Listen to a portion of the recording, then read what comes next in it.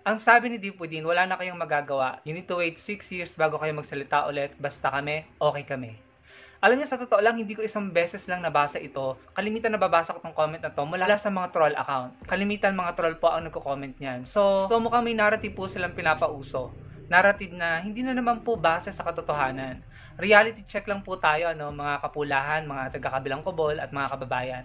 Ito po ang patunay noong kampanya, sila po yung nag-aagawan ng pinamimigay na loot bag, kahon-kahon na pinamimigay nung campaign rally po nila. Ayan po, yan po yung patunay na nag-aagawan sila sa mga ayuda. Maliban dyan, sila din yung mga nag-agawan sa ayuda nung panahong namigay ng ayuda ang DSWD na halos magka-stampede na po Yan po ang realidad. Kaso may mga gantong comment na sa akin pong opinion ay malayo sa katotohanan. Tila gawa-gawa para pagtakpan ang kapalpakan ng kanilang mga sinuportahan. Para kunwari okay sila, pero ang totoo hindi naman talaga sila okay.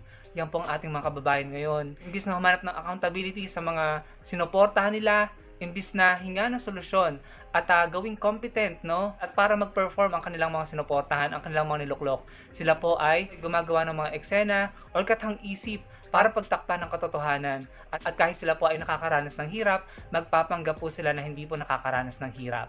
Yung po ang realidad ngayon, magpapanggap na okay sila, na hindi sila nakakaranas ng hirap, na hindi sila nahihirapan sa mahal ng mga bilihin, para lamang, kunwari, okay ang nangyayari sa lipunan. Pero ang totoo, hindi po.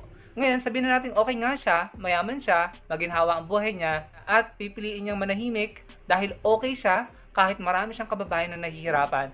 Well, ang tawag po dyan ay makasarili.